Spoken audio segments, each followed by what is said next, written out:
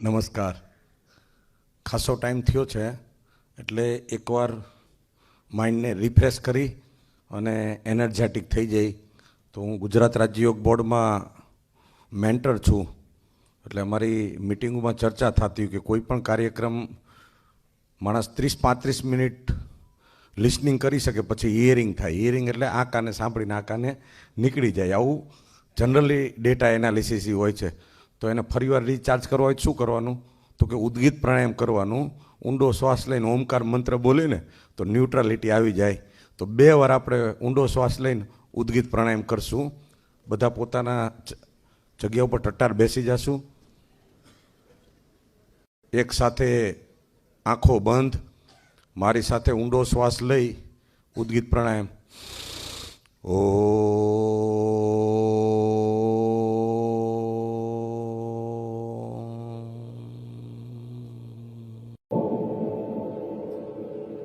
બીજી વાર ઊંડો શ્વાસ.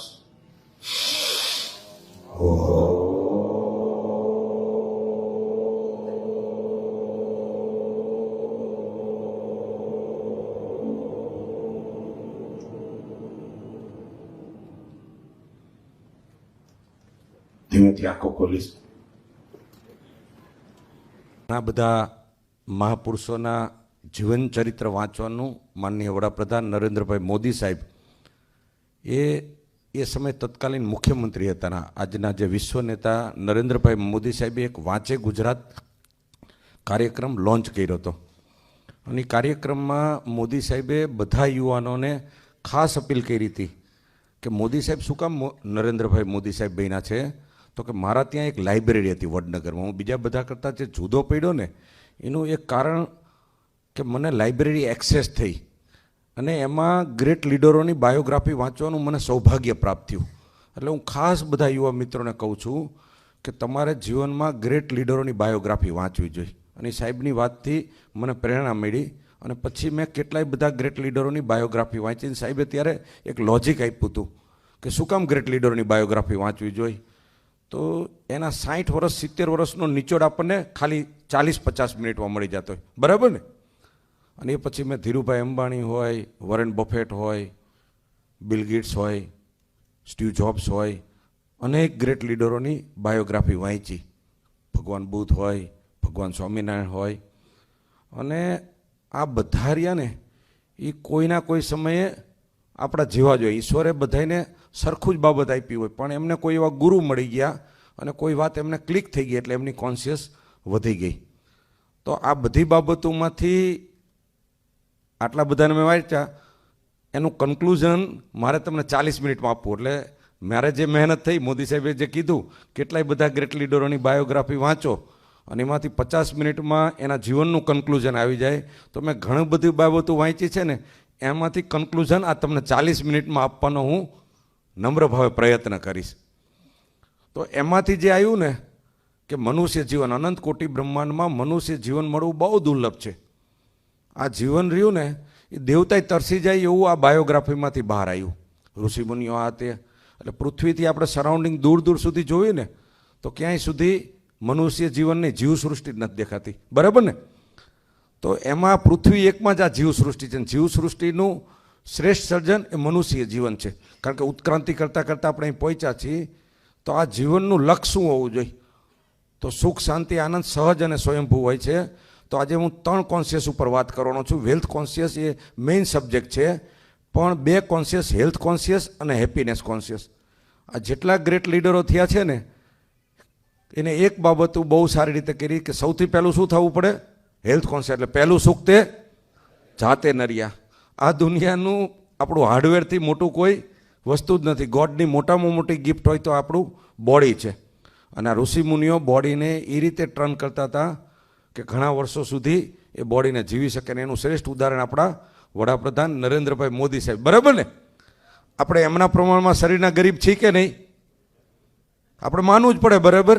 આટલું તો ઈશ્વરે તો હરખું જ દીધું. આપણે બીજું કાંઈ ન કરી તો હેલ્થ કોન્શિયસ થઈ. તો યોગા પ્રાણાયામ દ્વારા આપણી હેલ્થ કોન્શિયસ વધારી, સારું આહાર લઈ અને એ બાબત કરી. એટલે સિમ્પ્લિસિટી. એટલે આજે આપણા જે કન્ક્લુઝનમાં દરેકે હેલ્થ કોન્શિયસ થવાનું છે. તનસુખ, મનસુખ ને ધનસુખ એટલે ઘર ઉપર આપણે લગાડી દેવાનું કે મારે હેલ્થ કોન્શિયસ વધારવાની છે. હેલ્થ કોન્શિયસ પછી બીજી કોન્શિયસ કઈ આવે છે? Happiness conscious. બરાબર ને? હેલ્થ કોન્શિયસ ઘણીવાર હોય આપણે ત્યાં બહુ હટ્ટોકટ્ટો માણસ હોય, આમ કોઈ કાંઈ ઓલું ન હોય, પણ આપણે કહે ને અક્કલ મોટા બહુ લોટકા હોય એટલે એનો માઇન્ડ પાવર એટલો વિકસિત ન થયો હોય એટલે એ પોતે હેપી ન રહેતો હોય, એ હેપીનેસનો ફેલાવો ન કરતો હોય. તો આપણી હેપીનેસ કોન્શિયસ વધારવા માટે શું કરવું પડે? તો એવી સાધના એવું હોય, SSY હોય, વિપસના હોય, એ આંતરિક કોન્શિયસ વધે એવું ચિંતન કરી, એવું મનન કરી, એવા વિડીયો સાંભળી સુખ શાંતિ આનંદ સહજ અને સ્વયંભૂ, એના માટે કંઈ લેવા દેવા નથી. અને જે ગ્રેટ લીડરો બન્યા ને એની બહુ મોટી બાબત હતી કે એનો હેપીનેસ કોન્શિયસ વધુ હતો. એ ગમે એ સ્થિતિમાં ખુશ હોય, અસાધારણ ખુશ હોય. ગમે એ ઘટના ઘટી જાય ને તો એને એ સ્પર્શ નહીં, એવું કેટલું મોટું ઉથલા પાથલ થઈ ગયું હોય પણ તો એ અસાધારણ શાંત હોય. એટલે હેપીનેસ કોન્શિયસ આપણે ડેવલપ કરવાની. અને હેપીનેસ કોન્શિયસ પછીનું આજનો યુગ શેનો છે? વેલ્થ કોન્શિયસનો. આપણે માનવું જ પડે, એક સમય શસ્ત્રથી ક્રાંતિ થઈ, એક સમય શાસ્ત્રથી ક્રાંતિ થઈ, હવે કઈ છે? સંપત્તિ સર્જકોની, વેલ્થ ક્રિએટર. 1947માં દેશ આઝાદ થયો હતો, કેટલું હતું આપણને વારસામાં? $1 બરાબર 1 રૂપીસ મળ્યું હતું. બરાબર ને? અને કેટલા હતા? 33 કરોડની આપણી પોપ્યુલેશન હતી. આજે વિશ્વનો સૌથી મોટો લોકશાહી દેશ તો આપણે છીએ, 140 કરોડે પહોંચ્યા. પણ 140 કરોડ હોવા છતાંય આપણને વિશ્વગુરુ નહીં માને. આપણા સામર્થ્યને આપણે શેમાં પ્રૂવ કરવું પડશે? વેલ્થમાં કરવું પડશે. ક્યાંકના ક્યાંક દેશ આઝાદ થયો અને આપણું નેરેશન સેટ ન થયું કે સંપત્તિ સર્જકોની આપણે ક્યાંકના ક્યાંક આલોચના કરી, ઉદ્યોગપતિનો આલોચના કરી, અને એના માધ્યમથી દેશમાં આપણે બધી પ્રોડક્ટો ઇમ્પોર્ટ કરવી પડી. અને એના પરિણામે આપણે જે દેશની ઉન્નતિ થવી જોઈએ ન થઈ, આપણી ટેલેન્ટ વિશ્વમાં જવું પડ્યું, એને ઓપોર્ચ્યુનિટી આપણે એટલી ઊભી ન કરી શક્યા. પણ વર્ષો પછી આપણે ભાગ્યશાળી છીએ કે આપણને 2001માં નરેન્દ્રભાઈ મોદી સાહેબ જેવું નેતૃત્વ મળ્યું અને એને ગુજરાતની કોન્શિયસને બદલીને એ સમયનો 1,05,000 કરોડનો આપણો GDP હતો અને આપણી માથાદીઠ આવક 18,392 જ હતી અને આપણું 11,000 કરોડ આસપાસનું બજેટ હતું. સાહેબે બધા સેક્ટરો ઉપર કામ કરવાનું શરૂ કર્યું. ત્યારે ભૂકંપ આવ્યો હતો, કોમી રમખાણથી આપણી ગુજરાતની બ્રાન્ડ પોઝિશનિંગ વિશ્વમાં બગડી ગઈ કે આ તો બધા કોમી રમખાણવાળા માણસો છે, આ બધા પાછળ છે. અને મોદી સાહેબે વાઇબ્રન્ટ ગુજરાત લોન્ચ કર્યું અને એક પછી એક એવા અદ્ભુત બ્રાન્ડિંગ કરવાના કામ કર્યા અને વિશ્વ સાથેના જોડાણ કર્યા. એ સમયે આપણું સિરામિક પાપા પગલી ભરતું હતું, એને ગેસ આપ્યો. આજે આપણે ભારતનું 92% અને વિશ્વનું 8% એ સિરામિક મોરબીથી આપણે આપતા થયા છીએ. આ આપણી ઉપલબ્ધતા છે. આપણો કપાસ રૂ બનીને બહાર જતું સ્પિનિંગના માધ્યમથી આપણો GDP વધ્યો. ગુજરાતમાં ડ્રાય સ્ટેટ હોય અહીં કોણ આવે? આપણા લોકોને ક્યાંક મન થાય તો બહાર જતા હોય તો બહારથી જ માણસ ક્યારે આવે? તો એ વિપરીત પરિસ્થિતિમાં મોદી સાહેબે ગુજરાતનું બ્રાન્ડિંગ કરાવ્યું હતું અને ટુરિસ્ટના માધ્યમથી GDP વધ્યો. ગુજરાતમાં ઓટોમોબાઈલ્સ ઇન્ડસ્ટ્રીઝ કલ્પના ન થઈ શકે, એ ઓટોમોબાઈલ્સ ઇન્ડસ્ટ્રીઝો ટાટા સુઝુકી લાવીને આપણો GDP વધાર્યો. આવા કેટલાય બધા ફાર્માસ્યુટિકલથી લઈને કેટલાય બધા સેક્ટરો આપણે વધાર્યા અને એના માધ્યમથી આજે આપણે ક્યાં પહોંચ્યા છીએ? 321 બિલિયને આપણે પહોંચ્યા છીએ. 321 બિલિયને તો આપણે પહોંચી ગયા, કારણ કે એ વિષમ પરિસ્થિતિ હતી, ગ્લોબલાઇઝેશનનો આપણને એક્સેસ નહોતો, આપણું બ્રાન્ડિંગ નહોતું. 2014માં વડાપ્રધાન બન્યા માનનીય નરેન્દ્રભાઈ મોદી, ત્યારે આપણે વિશ્વનું 11 નંબરનું અર્થતંત્ર હતું. એમને કેટલી બધી આત્મનિર્ભર યોજનામાં કેટલી બધી ઇમ્પોર્ટની પ્રોડક્ટ અટકાવી, કેટલી બધી બાબતો કામ કરી. મોબાઈલ બધા ઇમ્પોર્ટ થતા હતા, પોલિસીઓમાં એટલા 360 ડિગ્રી બદલાવ કર્યા, ઇઝ ઓફ ડુઈંગ બિઝનેસને. અને જે વિશ્વનું 11મા નંબરનું અર્થતંત્ર અત્યારે ક્યાં પહોંચ્યું? 5મા ક્રમે પહોંચ્યું. આ બધું આપણે પૂરું કર્યું. પણ હવે જે કૂદકો મારવાનો, કયો કૂદકો મારવાનો છે? હનુમાન કૂદકો મારવાનો. બરાબર ને? અત્યારે લગી તો કૂદકા માર્યા, પણ એ જે વિકસિત ગુજરાત 2047નો જે રોડમેપનું પ્રેઝન્ટેશન થશે ને, થઈ જશે ને, વિકસિત ગુજરાત 2047 આપણે લોન્ચ કર્યું અને એમાં આપણે કેટલો GDPનો લક્ષ્યાંક રાખ્યું છે? 3.5 ટ્રિલિયન, એટલે કે 321થી 3.5 ટ્રિલિયન. અને પર કેપિટા ઇન્કમ આપણી 10 ગણી 12 ગણી. એ 18,392 હતી, આજે આપણી 2,78,000 2,80,000 આસપાસ છે અને એ આપણી 28-30 લાખની આપણે કલ્પના કરી છે.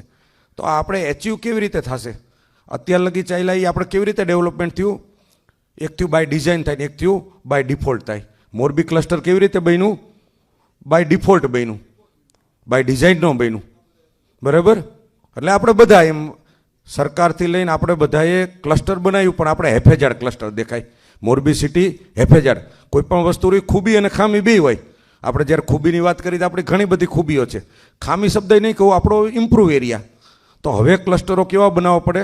બાય ડિઝાઇન બનાવવા પડે. ટુરિસ્ટ સેન્ટરો પહેલાં આપણે બનાવતા તો બાય ડિફોલ્ટ બને, અને આપણે સ્ટેચ્યુ ઓફ યુનિટી બનાવ્યું કયું ટુરિસ્ટ કહેવાય? બાય ડિઝાઇન બનાવ્યું કહેવાય. એટલે આપણે ગ્લોબલાઇઝેશનને સાપેક્ષમાં રાખીને આપણે બનાવી. એટલે હવે આપણી કોન્શિયસ, આપણે વેલ્થ કોન્શિયસ કરવી પડશે. અને ભારતને વિશ્વગુરુ બનાવવું હોય તો સંપત્તિ સર્જકોની અપેક્ષા કોની પાસે હોય?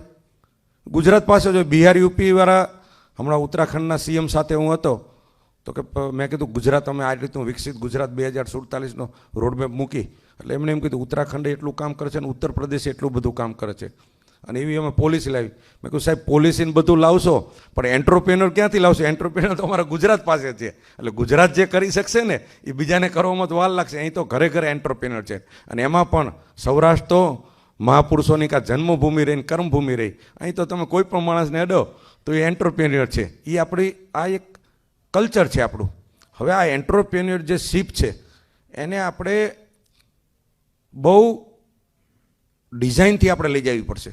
આપણે મોરબી હોય તો નિલેશભાઈ, આપણે નડિયાનું ક્લસ્ટર આપણને પકડાણું, 20 વર્ષ મહેનત કરી, બરાબર ને? તો કોઈ એવા બે પાંદડે નહોતી, માન ઘરનું હાલે. આપણા બાપ દાદા હોય ને 4 વાગે ઉઠી જાય, 4 મહિના ખરું કરે, ફૂલ મહેનત કરે, પણ આઉટપુટ તો હમણાં બાજરો જ આવતો હતો. તો કેપિટાલિસ્ટ જ્યાં સુધી નહીં થઈ ત્યાં લગી આપણી ઉન્નતિ નહીં થાય. અને કાળક્રમે નડિયા પછી આપણને સિરામિકનું ક્લસ્ટર પકડી ગયું, તો ભારતની સૌથી વધુ માથાદીઠ આવક ધરાવતું સેન્ટર એ મોરબી બની ગયું. કારણ કે એક આપણને સારું અપકમિંગ ક્લસ્ટર મળી ગયું. ઓલું ડાઇડ ક્લસ્ટર હતું, નડિયા જે હતું એ તો ધીમે ધીમે ઘસાઈ જવાનું હતું. તો અપકમિંગ ક્લસ્ટર 2047નો જે આપણો પ્લાન છે એ અપકમિંગ ક્લસ્ટરો આપણે કબજે કરવા પડશે. સિરામિક આપણે કબજે કર્યું તો કોઈ પણ હોય તો એના તજજ્ઞો બોલાવીને અમે પહોંચ્યા છીએ, પણ હજી અમારે બેસ્ટ કરવા માટે શું કરવું પડે? તો હજી આપણું સિરામિક ક્લસ્ટર હોય તો શું કહેવાય? કોમોડિટી ક્લસ્ટર છે. આને આપણે ફેશન ઇન્ડસ્ટ્રીઝમાં કન્વર્ટ કરવું પડે, બ્રાન્ડમાં કન્વર્ટ કરવું પડે. ભારતની 92% અને વિશ્વની 8% બનાવી, પણ વિશ્વની 1 થી 30 બ્રાન્ડમાં આપણી બ્રાન્ડ નથી. અને બ્રાન્ડ નહીં હોય તો આજ નહીં તો કાલ આપણે ઘસાઈ જશું. આજે આપણે જાપાન હોય તો 1947માં જાપાન ભાંગી ગયું. જાપાન કોઈ દી બેઠું ન થાય એવું કહેતા હતા, પણ એમને કંપનીઓ બનાવી, સોની, પેનાસોનિક, હિટાચી, ટોયોટા, અને આ બધી કંપનીઓના માધ્યમથી વિશ્વ આખામાં જાપાન ફેલાઈ ગયું. એ પછી સાઉથ કોરિયા, ગુજરાત કરતાં વિસ્તાર અને વસ્તીની દ્રષ્ટિએ નાનું, એને પણ વેલ્થ ક્રિએશન ઉપર ફોકસ કર્યું. અને સેમસંગ, એલજી, હોન્ડાઈ, આ બધી કંપનીઓનો બ્રાન્ડના માધ્યમથી સાઉથ કોરિયા આજે ગુજરાત કરતાં નાનું હોવાના છતાં આજે 1.8 ટ્રિલિયન જીડીપી પહોંચ્યો. શું કામ? તો ક્યાં બ્રાન્ડ કોન્શિયસ થયા. એનાથી પછી ચાઇના વર્ષો સુધી આપણે જેમ મેન્યુફેક્ચરિંગમાં ધ્યાન આપ્યું, પણ છેલ્લે એને 5-7 વર્ષમાં ધ્યાન આવ્યું કે બ્રાન્ડ કોન્શિયસ થવું પડશે, વેલ્થ કોન્શિયસ થવું પડશે. વિવો, ઓપ્પો, એમઆઈ, આ બધું હું શું કામ કહું છું? તો આ બધું આપણા તજજ્ઞોએ આપણે બધાએ બેસીને આનું ચિંતન કરવું પડશે. વિકસિત ગુજરાત 2047નો જે રોડમેપ છે એ 140 પાનાનો રોડમેપ છે. આ રોડમેપ અધિકારીઓ બનાવ્યું, ઉપર બનાવ્યું નહીં. આ ભેગું થઈને કો ક્રિએશન કરશું તો જ આ એચીવ થશે. ગવર્મેન્ટ અને આપણે જુદા નથી, આપણે ભેગા થઈને કામ કરશું તો આ એચીવ થશે. આજે ઇલેક્ટ્રોનિક્સમાં આપણે બ્રાન્ડ ન બન્યા, શું થયું? આપણી વિડીયોકોન, ઓનિડા આટલા કેટલા ખર્ચ કરતી હતી, થાકી ગઈ. આપણી ટોપાઝ બ્લેડ, તો ટોપાઝની એડવર્ટાઇઝ એક સમય આવતી હતી, પણ ગ્લોબલાઇઝેશન ન થયા, બંધ થઈ ગઈ. તો ગ્લોબલાઇઝેશન માટે આપણે ચિંતકોએ ભેગા થઈને કામ કરવું પડશે. એક સમય હોય કે આપણે શ્રમજીવી તરીકે આગળ આવી, પછી આપણે બુદ્ધિજીવી તરીકે આગળ આવી, પણ હવે આપણે ક્રિએટર તરીકે આવવું પડે. અને ક્રિએટર શું કરે? બુદ્ધિજીવીને સ્પેસ આપે, શ્રમજીવીને સ્પેસ. ધીરુભાઈ અંબાણી હોય તો એ ટેકનિકલ ન જાય. આપણા ત્યાં શું હોય, આપણે કોઈ પણ બેકગ્રાઉન્ડમાંથી આવતા હોય ને તો એનો નશો આપણામાં બહુ લાંબા સમય સુધી ન જાય. ટેકનિકલ બાબતે આવતા હોય તો કે ભાઈ મારું ક્વોલિટી એટલે 0-0, હું આ કરું, એનું એક ગૌરવ હોય, સારી બાબત છે. પણ જ્યારે તમે ચેરમેન બની ગયા છો, બોર્ડમાં બેસતા થઈ ગયા છો, ત્યારે આપણો ક્યારે કેપીએ શું હોવો જોઈએ? બોર્ડનો ક્યારે કેપીએ વેલ્થ ક્રિએશન હોવો જોઈએ. આપણે કેટલી કલાક કામ કરી મહત્ત્વનું નથી, કેટલી સંપત્તિનું સર્જન થાય મહત્ત્વનું, કેટલું ખાધું મહત્ત્વનું નથી, એનાથી વિશેષ કેટલું પાચન થયું મહત્ત્વનું છે. એમ આપણી મહેનતના અંતે સંપત્તિ કેટલી સર્જન થાય છે. અને જો સંપત્તિ સર્જન થાય, વેલ્થ ક્રિએશન થાય, તો આપણે સાચા રસ્તે, અને વેલ્થ ક્રિએશન ન થાય તો આપણે ખોટા રસ્તે. આ વેલ્થ ક્રિએશન કરવા માટે આપણે આપણી સાથે જોડવા પડે. પહેલાં તો ફોકસ ક્લિયર થવું પડે કે વેલ્થ ક્રિએશન કરવું છે. હવે મારા અનુભવના અંતે આવ્યું, હું સામાન્ય માણસને મળ્યો અને બહુ મોટા વેલ્થ ક્રિએટરને મળ્યો. તો જે બહુ મોટા વેલ્થ ક્રિએટર હતા ને એને કાંઈ આવડતું જ નહોતું. આજે માનો કે બહુ મોટી હોસ્પિટલ કરવી ને તો ડૉક્ટર હોવું જરૂરી નથી. એક એન્ટરપ્રિન્યોર અને ડૉક્ટરને કામે રાખે, એડમિનિસ્ટ્રેશનને કામે રાખે અને ઇકોસિસ્ટમ બનાવે એટલે મોટી હોસ્પિટલ થઈ જાય. અમદાવાદમાં એવા કેટલાય બધા લોકો છે કે જે કેપિટાલિસ્ટ બન્યા તો એ પૈસા કમાતા થઈ ગયા. તો આપણે એક પ્રોડક્ટ સિલેક્ટ એવી કરવાની જે પ્રોડક્ટ ગ્લોબલાઇઝેશન હોય અને એનું મેનેજમેન્ટનું જે બોર્ડ બને એમાં ગ્લોબલ મેનેજમેન્ટના માણસો લે. એક મેન્ટર તરીકે ગ્લોબલ માણસો લઈ અને બોર્ડમાં પણ જુદા જુદા સેક્ટરના માણસો લે. એક ટીમ બનાવી હોય તો ખાલી ફાસ્ટરથી ટીમ ન બને, ખાલી સ્પિનરથી ન બને, એને ઇન્ક્લુઝન બધા રાખવા પડે. તો આપણા મેન્ટર હોય એની સાથે આપણે કો ક્રિએશન કરી એટલે આપણા એન્ટરપ્રેન્યોર તરીકે આપણે એક લર્નિંગ કલ્ચર ઊભું કરવું પડે. લર્નિંગ કલ્ચર એટલે શું? તો કે જેને સંપત્તિનું સર્જન કર્યું છે. દાખલા તરીકે આપણું રાજકોટ પાઇપમાં તો આગળ જ કહેવાય ને મનસુખભાઈ, તો પાઇપમાં આપણે એટલા વર્ષોથી રાજકોટમાં હતો, આપણા પછી પણ અમદાવાદમાં આવ્યા અને એસ્ટ્રલ પાઇપે આજે 70,000 કરોડની નેટવર્થ બનાવી નાખી. તો પાઇપ તો કોમોડિટી પ્રોડક્ટ હતી, તો એ પ્રોડક્ટમાં પણ એને નેટવર્થ કરી. તો સંદીપભાઈ અત્યારે ગુજરાત ચેમ્બરના સિનિયર વાઇસ પ્રેસિડન્ટ છે. તો સંદીપભાઈ સાથે આપણા યુવાનો વન ડે વિથ સંદીપભાઈ કરે, વન ડે વિથ ગૌતમભાઈ અદાણી કરે. આ બધા સાથે બેસી તો આપણી કોન્શિયસમાં બહુ મોટા પાયે વધારો થાય. ફેક્ટરીમાં આપણે જાશું એ તો જે આપણને આવડે એ આવડે જ છે. મને ઘણા બધા મિત્રો કે પ્રકાશભાઈ સાયકલથી હવે બાઇકે પહોંચ્યા છીએ અને ક્યાંક ઉપર જતા રહ્યું એ આઈ ન જાય. પણ મેં કીધું આપણે જાતે સાયકલથી બાઇક શીખી ગયા છીએ. હવે બાઇકથી આગળ આપણે છકડોય શીખી ગયા, રિક્ષાય શીખી અને ગાડી શીખી. હવે પ્લેન શીખવા જઈ અને કોઈ કારણોસર એ ન આવે તો આ ગાડી આવડી તો કે ભૂલ ના, આ તો આપણે પોતે કરીને જ આવ્યા. આ તો આપણને ગમે ત્યારે જ્યારે કરવું હોય ત્યારે જ આવડે છે. આજે હું કોઈ બાબત શીખીને આવ્યો છું, નટબોલ્ટ હોય કે સિરામિક હોય કે કોઈ બાબત જ્યારે તમે નવું શીખો છો તો જૂનું તો આપણું સેફ જ છે. એટલે આપણે જે છીએ એ તો નવું શીખવા જઈએ એનો ફાયદો એ છે કે વકરો એટલો નફો. આપણું જૂનું તો ડેલિગેટ એક જ મિનિટમાં કરી શકવાના છીએ. એટલે આપણે જે બેકગ્રાઉન્ડમાંથી આવી છીએ એ બેકગ્રાઉન્ડ સિવાય નવા બેકગ્રાઉન્ડના માણસો સાથે આપણા જોડાણ, આપણું લર્નિંગ કલ્ચર બને તો આપણો બહુ ઝડપથી માથાદીઠ આવક વધે. એમાં પણ રાજકોટ જે 2047નું 3.5 ટ્રિલિયન છે એનું મોટામાં મોટું પોટેન્શિયલ આપણા સૌરાષ્ટ્રમાં પડ્યું છે.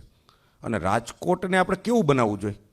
તો આપણા બધાનું કોન્શિયસ, આપણું કલેક્ટિવલી વિઝન એવું હોવું જોઈએ કે રાજકોટ કેપિટાલિસ્ટ સિટી બને, ઇન્ડસ્ટ્રીયલ સિટી નહીં, એગ્રીકલ્ચર સિટી નહીં. આ સિટી રહ્યું એ કેપિટાલિસ્ટ સિટી છે. આજે મોરબી સિરામિક નગરી બન્યું તો સરાઉન્ડિંગ ડિસ્ટ્રિક્ટો ઇન્ડસ્ટ્રીયલ ડિસ્ટ્રિક્ટો બને, કોઈ સિરામિકમાં માસ્ટર બને, કોઈ ઓટોમોબાઈલ્સમાં બને.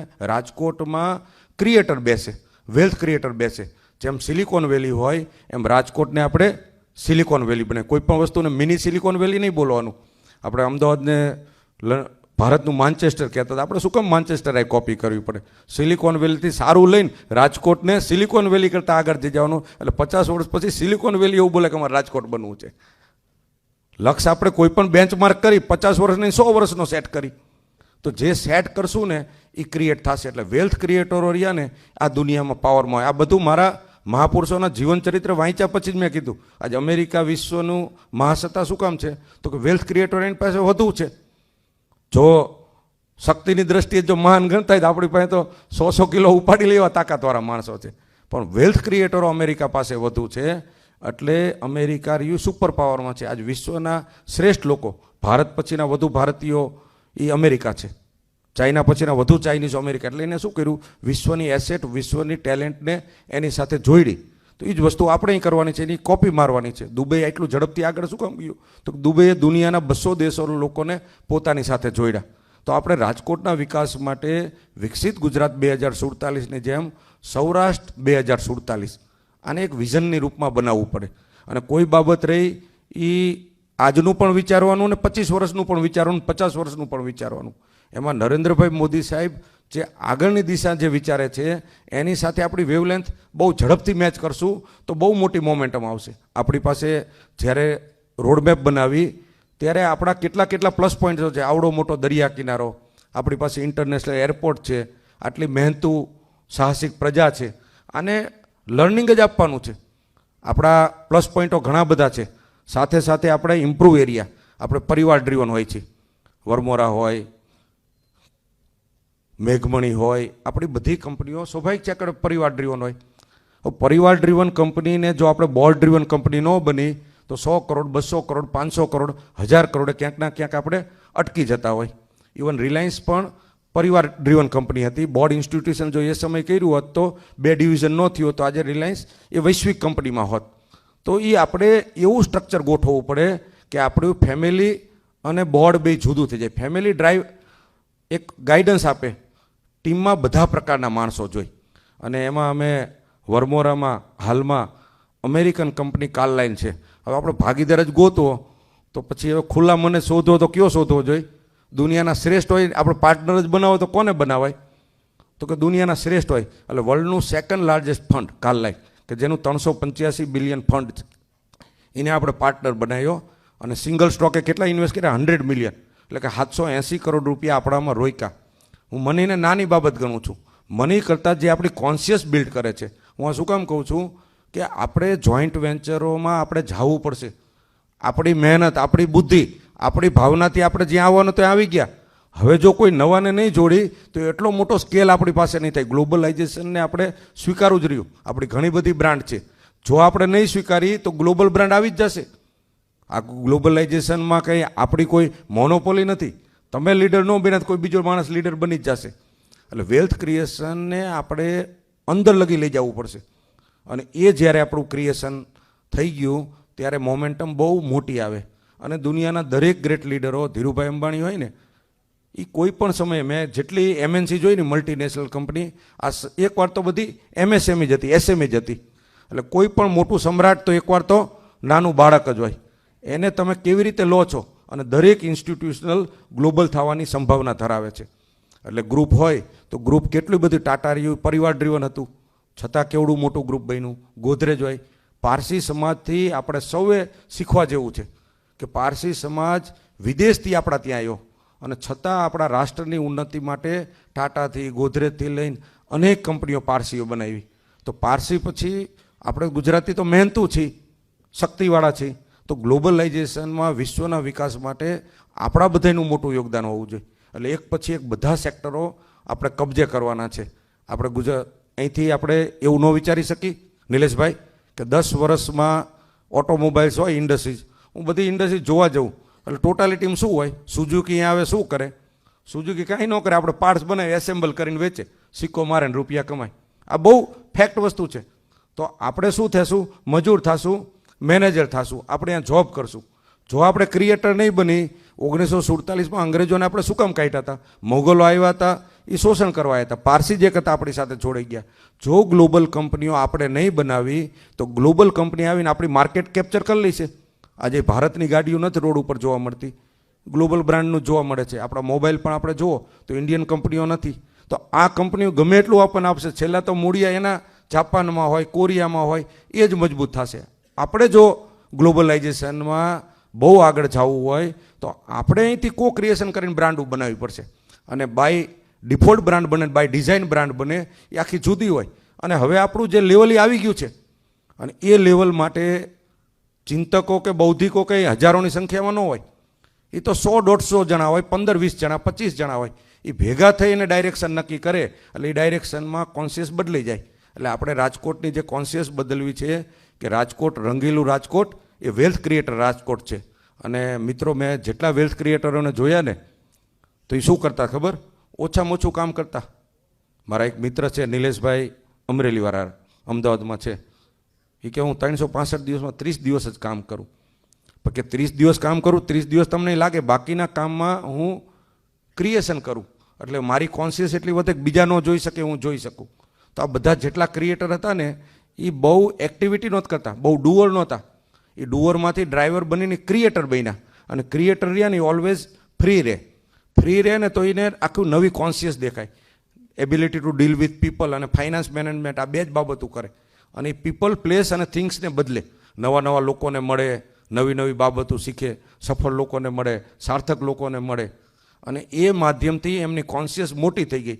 કોન્શિયસ મોટી થઈ એટલે કેટલાય બધા લોકોને એની સાથે જોડી શકે. એટલે આ કોન્શિયસો આપણે બધાએ ડેવલપ કરવાની, અને આમાં કાંઈ છે નહીં.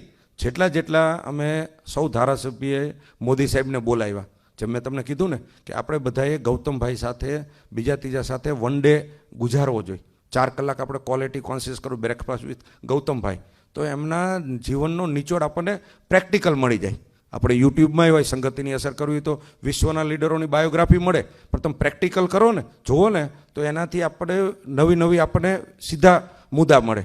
તો મોદી સાહેબને અમે બોલાવ્યા ને, તો સાહેબને અમને સૌ ધારાસભ્યને સાહેબે એક વાત કરી કે માણસ કેટલો આગળ જઈ શકે, માણસે કેટલું આગળ જવું જોઈએ.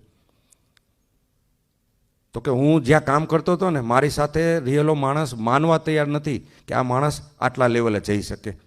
એટલે માણસે કેટલે સુધી વિકાસ કરવો જોઈએ? તો કે ઈશ્વર જ્યાં સુધી પૂર્ણ વિરામ ન મૂકે ને ત્યાં સુધી માણસોએ વિકાસ કરવો જોઈએ. પૂર્ણ વિરામ મૂકવાની સત્તા માત્ર ઈશ્વરમાં છે. એટલે એ બે જે બાબત કીધી કે તમે બધા સૌ ધારાસભ્ય છો, હવે તમે બધા સેક્ટરમાં માસ્ટર બનો તો સારી વાત છે, પણ તમે બધામાં નથી કરતા, તો તમને જે રુચિ હોય, ઉદ્યોગની રુચિ હોય તો તમે ઉદ્યોગમાં માસ્ટર બનો, પાણીમાં રુચિ હોય તમે પાણીમાં માસ્ટર બનો, તમને જે પણ સેક્ટરમાં રુચિ છે એના તમે માસ્ટર બનો. પણ કેવી માસ્ટરી લેવાની કે રાજ્ય સરકાર, કેન્દ્ર સરકાર, વિશ્વને પણ જરૂર પડે ને તો એ જ્ઞાન તમારી પાસે હોવું જોઈએ, એ તમને પૂછવા આવે ને આટલી તમે આ માસ્ટરી લઈજો. અને એમને કીધું કે જ્ઞાન કોઈ કઢાઈ ન શકે. આપણે કંઈ પણ હોય તો જ્ઞાન હોય એ રાજા હોય, રાજા તેના વિસ્તારોમાં પૂછાય, જ્ઞાની બધી જગ્યાએ પૂજાય. આજે મોદી સાહેબ વડાપ્રધાન છે એટલે ઓલા નથી, એમના જ્ઞાનને આધીન. આજ કોઈ પણ બાઇડન, જિનપિંગ કે આ બધા મોદી સાહેબને રિસ્પેક્ટ આપે તો સાહેબનું જ્ઞાન છે, એમના અનુભવ છે, જે બીજા એક કર્યા એના કરતાં અનેક ગણા અનુભવો એમને વધુ લીધા. એવા મહાપુરુષો પાસેથી લીધા, પોતે અનુભવ કર્યા, અને આને એક હાઈ વિઝન સાથે એક્ઝિક્યુશનની ટીમ બનાવીને એફર્ટલેસલી એક્ઝિક્યુશન કરે છે. તો આ પ્રકારે આપણે સૌએ, અને સાહેબે એક બીજી વાત કીધી કે કોને રોલ મોડલ માનો છે, કોણ, એટલે સાહેબે બહુ પ્રમાણિકપણે કીધું કે કેટલો વિકાસ થાય, તો કે Modi is not limit, sky is limit. એટલે કે આમાં બેઠેલો માણસ ગમે એ લેવલ લગી છે કે આ ઈશ્વરનું બંધારણ છે.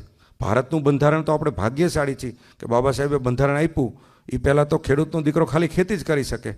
આજે આપણા બંધારણમાં ખેડૂતનો દીકરો ઉદ્યોગપતિ બને, વિશ્વ નેતા બની શકે. આ બંધારણની પાવર છે. પણ આનાથી મોટું બંધારણ ઈશ્વરનું બંધારણ, કે ઈશ્વરે તો દરેક મનુષ્યને બ્રહ્મસિંહ, મહર્ષિ, દેવર્ષિ સુધી જવાની શક્તિ આપી છે. તો આપણે તો એના પ્રમાણમાં વેલ્થ ક્રિએટર બનવાનું બહુ નાની બાબત છે. મસ્તી મજા કરતાં કરતાં સંપત્તિનું સર્જન કરવાનું. એટલે હેલ્થ, હેપીનેસ અને વેલ્થ ક્રિએશન ઉપર કામ કરવાનું. અમારા અનુભવના અંતે કહું છું કે જે ઓછી મહેનત સાથે, વધુ મસ્તી સાથે જે કામ કરે છે ને એ જ એક્સપોન્શિયલ ગ્રોથ કરે છે. એટલે આપણે લેસ એફર્ટ, મોર ફન અને એક્સપોનેન્સ ગ્રોથ. બિઝનેસ, વેલ્થ ક્રિએશન એ રિસ્ક છે જ નહીં. આપણે એકલા કામ કરીને તો જોખમ છે, પણ સમૂહમાં કામ કરીને તો જોખમ નથી. અને એમાં પણ વેલ્થ ક્રિએટર બનવું એટલે કોઈ બે જગ્યાએ જઈને મોટિવેશનલી વાત સાંભળી અને સીધા મેદાનમાં ઉતરી જાય તો આપણે ડેફિનેટ તલવાર લઈને ઉતરી જાય મેદાનમાં, ડેફિનેટ મરી જવાના. કમ્પાઉન્ડર ઇન્જેક્શન મારે ને ડૉક્ટર મારે, બેમાં ફરક. કમ્પાઉન્ડર મારે અઠે ગટે, ડૉક્ટર રહ્યા ને એની નિષ્ણાંત, એને ખબર છે કે આનું રિએક્શન ક્યાં આવે ને ક્યાં નહીં. એટલે આપણે વેલ્થ ક્રિએશનમાં એવા મેન્ટરની સાપેક્ષમાં આપણે કામ કરવાનું. નહીં તો ઉત્સાહમાં આવીને આપણે કામ કરી લઈ તો રિએક્શન આવે તો આપણે કંટ્રોલ નહીં કરી શકીએ. ઘણા બધા બિઝનેસમેનો સાહસિક હોવા છતાં બિચારા મેન્ટરના અભાવે એ પતી જતા હોય. અને જ્યારે મેન્ટર રાખી, ડૉક્ટર રાખી તો પાછા ડૉક્ટર કેવું કરવાનું, ડૉક્ટરને આપણે સલાહ દેવા માંડી. ઘણીવાર ઉત્સાહ એટલો હોય, એટલે હું એવું કહેતો હોય કે આપણામાં ઘણીવાર ઉત્સાહ એટલો બધો થઈ જાય કે ઉત્સાહ મુખ્યમંત્રી જોઈને અક્કલ સરપંચ જેટલી હોય તો પછી મેં કીધું ભડાકો થઈ જાય. એટલે આપણે એને બેલેન્સ કરવાનું. એટલે ડૉક્ટરને સલાહ ન દેવાય, ડૉક્ટર પાસેથી સલાહ લેવાય. નહીં તો ઘણી બધી વાર એવું હોય આપણે જીવનમાં કંઈ કર્યું ને કર્યું એને સલાહ દેવા માંડી. તો હું એવું કહું કે ત્યારથી જઈને આપણે શીખવાનું છે. અને જ્યારે શીખવા જઈએ ત્યારે ગમે એ માણસ પાસે શીખી શકાય. અને શીખી જશું તો આપણું ઇન્ક્લુઝન વધશે. એટલે વેલ્થ ક્રિએશન માટેની કન્ટિન્યુ મૂવમેન્ટ ઉપાડવાની. ચાઇનાએ કેટલી બધી લિસ્ટેડ કંપનીઓ કરી, અને જેવી આપણી કંપની શેર હોલ્ડિંગમાં આપણે કન્વર્ટ કરી, આજે મેં જેટલા બધાને જોયા 70,000 કરોડ, લાખ કરોડે પહોંચ્યા ને, એ ટેન્જિબલથી પહોંચ્યા જ નથી, શેરથી જ પહોંચ્યા છે. તો શેરનું ગણિત શીખા. આ છકડો હલાવીને પ્લેનનો પાયલોટ રહ્યો ને, પ્લેન સહેલું છે, એને 100 દિવસની તાલીમ જ લીધી. વેલ્થ ક્રિએશન સહેલું છે, આપણે શીખા નથી ને ત્યાં લગી જે અઘરું છે. એટલે આપણે સૌએ વેલ્થ ક્રિએશનની દિશામાં જવાનું છે. વિકસિત ગુજરાત 2047નો જે રોડ મેપ છે, બિપિનભાઈ બધાને તમે મોકલી દીજો. અને કથિરિયા સાહેબ એક રહ્યું ને, એક થયું કે વન વે કોમ્બિનેશન, એક થયું ટુ વે કોમ્બિનેશન, એક કો ક્રિએશન. ભેગા થઈને આપણે સૌરાષ્ટ્રમાં શું શું થઈ શકે, આપણે બે બાબત ઉપર કામ કરવાનું. એક આપણા ટ્રેડિશનલ સેક્ટરો બન્યા છે ને, એને નંબર 1 બની. દાખલા તરીકે સિરામિક છે તો આપણું ક્લસ્ટર બની ગયું. હવે 8%માંથી વિશ્વનું 50% કેમ થાય? તો નવલખી હોય તો લેન્ડ ડેવલપર તરીકે આપણે ત્યાં બહુ લેન્ડ ટ્રેડર્સો બની, એટલે 20,000નો સટ્ટો કરીને 50,000ના ભાવ કરીને લાખ કરી. તો આ જમીનને એક લેવલ પછી લઈ જવી અઘરી પડે, પણ નવી લેન્ડ ડેવલપ કરી, દાખલા તરીકે નવલખી ડેવલપ કરી તો 6 લાખની એકર જગ્યાએ ઇન્ફ્રા બનાવી એટલે સીધી 6 કરોડ થઈ જાય. અને ગ્લોબલાઇઝેશન માટે એ સીધું કનેક્ટ થાય. એટલે મોદી સાહેબે બહુચરાજી, માંડલ, દેત્રોજ એસઆઈર બનાવ્યા, ઓટોમોબાઈલ્સનો એવા એસઆઈર બનાવ્યા. એટલે આપણા ટ્રેડિશનલ ક્લસ્ટરોને આપણે નંબર 1 કરી. બીજું એક આપણે શું કરવું પડે કે આજ ઘડિયાળ રહીને એ ડાઇડ ઇન્ડસ્ટ્રીઝ કહેવાય. નિલેશભાઈ બરાબર ને? દિવાલ ઘડિયાળોનું માર્કેટ દિવસે દિવસે ઘટતું જ જાય. વાસ્તવિકતાનો સ્વીકાર જ કરાય. શિયાળો આવ્યો હોય તો આપણે સ્વીકાર લેવાય, ઠંડી આવી આપણે સ્વેટર જ પહેરાય. તો હવે આ ક્લોક ઇન્ડસ્ટ્રીઝને આપણે ટોયઝ ઇન્ડસ્ટ્રીઝમાં કન્વર્ટ કરી તો વિશ્વની 8 લાખ કરોડની ઇન્ડસ્ટ્રીઝ છે. હવે આને કન્વર્ટ કરીને રમકડાની ઇન્ડસ્ટ્રીઝ કરી, અને રમકડાની ઇન્ડસ્ટ્રીઝનો ફાયદો શું? એ કોમોડિટી નથી, એ ટેકનિકલ પ્રોડક્ટ છે. ટેકનિકલ પ્રોડક્ટ હોવાના હિસાબે પ્લાસ્ટિક અને લોખંડ કેટલામાં વેચાય? 1000 રૂપિયા કિલો વેચાય. ઓટોમોબાઈલ્સમાં ગાડી રહી 25 લાખ 50 લાખ કરોડ રૂપિયા. પણ પ્લેન ઇન્ડસ્ટ્રીઝ આપણા માટે ઓપોર્ચ્યુનિટી છે. પાર્ટ્સ તો હરખા જ હોય, તો ટેકનિકલ પ્રોડક્ટ બનાવી તો એ પ્લેન રહ્યું અપકમિંગ ઇન્ડસ્ટ્રીઝ છે. ભારતમાં, ગુજરાતમાં આગામી દિવસોમાં અત્યારે આપણા 380 એર સ્ટ્રીપો છે. અમેરિકામાં તો 11,000 એર સ્ટ્રીપો છે. તો અપકમિંગ ઇન્ડસ્ટ્રીઝોને આપણે પકડી, એ પકડશું તો આપણે બહુ ઝડપથી આગળ જઈશું. એટલે સૌરાષ્ટ્રના વિકાસ માટે ટુરિસ્ટમાં કેટલી સંભાવના છે, આપણી ઇન્ડસ્ટ્રીઝમાં કેટલી સંભાવના છે, એવા કયા સેક્ટરો આજ ગુજરાત માટે વિચારતા હોય તો મેડિકલ ટુરિઝમ આપણે વિચારી રહ્યા છીએ કે 1 કરોડના પેશન્ટો હોય. અત્યાર લગી પેશન્ટો ક્યાં આવે છે? ગરીબ સ્ટેટોના આવે છે. તો મેડિકલ ટુરિઝમથી જીડીપી વધે. 2047માં બધી બાબતો છે. શિક્ષણમાં આપણા દીકરા અમેરિકા ભણવા જાય ને 1 કરોડની ફી આપીને આવે, તો એ 1 કરોડ રૂપિયાની ફી અહીં આપીને કેમ ભણતા થાય? એવી આપણે ખાલી ઇન્ફ્રાની દ્રષ્ટિએ નહીં, એવા શિક્ષકો લાવી અને એના માધ્યમથી જીડીપી વધારી. એટલે 2047ની જે કોર કમિટી હોય એમાં હું અમુક મારા ઇનપુટો મેં આપ્યા છે. અહીંથી પણ જે મિત્રો ક્રિએટર હોય એ બધા, બિપિનભાઈ, જીતુભાઈ, અહીં આપણે એક ક્રિએટરની ટીમ બનાવી છે અને બધા ભેગા થઈને કો ક્રિએશન કરવું છે. એટલે આ બધા સૂચનો આપજો. સૌરાષ્ટ્રનું ભવિષ્ય બહુ સારું છે. એવા કેટલાય બધા સિટી છે. સુરત રહ્યું તો એ 70 ગણી એની પોપ્યુલેશન વધી. શું કામ? તો કે ભાવનગર, અમરેલી બધું માઇગ્રેટ થઈને સુરત જ ગયું. મુંબઈની પોપ્યુલેશન એટલી બધી, આખા ભારતના લોકો મુંબઈ ગયા. તો સૌરાષ્ટ્રમાં માઇગ્રેશન થવું પડે. માઇગ્રેશન લેબરોનું હોય, માઇગ્રેશન બૌદ્ધિકોનું હોય. દુબઈમાં માઇગ્રેશન બૌદ્ધિકોનું થયું, ક્રિએટરનું થયું, તો દુબઈનો ઝડપી ગ્રોથ થયો. તો સૌરાષ્ટ્રના ગ્રોથ માટે રાજકોટમાં માઇગ્રેશન કેવું હોવું જોઈએ? કથિરિયા સાહેબ, ગ્લોબલ લોકો આવે. આપણા ત્યાં હજી પણ સૌરાષ્ટ્રના લોકો આવે તો નેચરલ માઇગ્રેશન થયું. રિવર્સ માઇગ્રેશન એટલે વર્લ્ડના લોકો અહીં આવે. આજે મોરબી માઇગ્રેશનનું શ્રેષ્ઠ ઉદાહરણ છે. નિલેશભાઈ, એકવાર મોરબીના લોકો નવસારી જતા ને સુરત જતા, આજે નવસારી સુરતના લોકો મોરબી આવ્યા, એટલે મોરબીએ રિવર્સ માઇગ્રેશન કર્યું. પણ આપણા લોકો આવ્યા નહીં, ગ્લોબલ લોકોએ લાવ્યા. એટલે હવે ગ્લોબલ પાર્ટનર, ગ્લોબલ થિંકિંગ અને લોકલથી ગ્લોબલ સોચ જ છે, બીજું કાંઈ નથી. નાની વાતો કરો તમને લોકલ કે, મોટી કરો તમને ગ્લોબલ કે. એટલે મેં પણ મારું કોઈ એકેડેમિક એજ્યુકેશન નથી, હું 5 ધોરણ સારા ભણ્યો, 12 ફેલ થયો. પછી આ બધું થયું ને પછી ગ્લોબલ વાત કરી તો હાલવા માંડ્યું છે. એટલે ખુલીને વાત કરવાની, એમાં કંઈ બીવાનું નહીં. અને કોઈ પણ લીડર હોય ને તો એમને ફાવતું નથી હોતું, ફાવેવાળા માણસને લઈ જાય અને એની સાથેથી કામ કરો તો કામ બહુ ઇઝી થઈ જતું હોય. એટલે બહુ મોટા કામો રહ્યા ને, હું મારી જાતને બહુ ભાગ્યશાળી ગણું છું કે મારો એવા પરિવારમાં જન્મ થયો ને મોટા દીકરા તરીકે થયો. મારા પરિવારની બહુ મોટી ખાસિયત કે અમારા ગ્રાન્ડફાધર રહ્યા ને એ વડીલો અમારા કાયમી યુવાનોને આગળ કરે. એટલે મેં નવો ભણીને આવ્યો અને સ્ટેનલેસ સ્ટીલ MS નટનું કારખાનું કર્યું. GSFCમાંથી ઊંચું લઈને ભણીને આવ્યો. બાપાને શું હોય કે છોકરો ટ્રેડિંગમાં કામ કરે તો પ્રકાશ ટ્રેડિંગ હતી કે આમાં એટલી માથાદીઠ આવક એટલી વધશે નહીં, તો ઉદ્યોગમાં જવું, એવી દીર્ઘદ્રષ્ટિ ગોવિંદ કાકા, પરસોત્તમ બાપા બધા વડીલોમાં હતી. અને એમાં નટબોલ્ટનો ધંધો કર્યો મેં. અને આવી સીધી ફેલિયર, રૂપિયા નાખીને રૂપિયા તૂટે. એટલે ભણીને આવ્યો એટલે કમાવાનો ક્રેઝ એવો હોય એટલે કેલ્ક્યુલેટરમાં આંકડા દબાઈ રાખું. કે આમાં તો કંઈ પૈસા ન મળે, પૈસા ન મળે. એટલે ગોવિંદ કાકાને મારા પપ્પાએ ત્યારે એવું કીધું કે બેટા મેં કે 100 રૂપિયાનો કપાસ લીધો અને 95 વેચો, 5 રૂપિયા ખોટ કઈને હું એટલે પહોંચ્યો કે. એટલે કે ધંધાને તમે પ્રેમ ન કરો ત્યાં લગી ધંધો ન આપે. તો મેં કીધું પપ્પા કેવી રીતે કમાણા?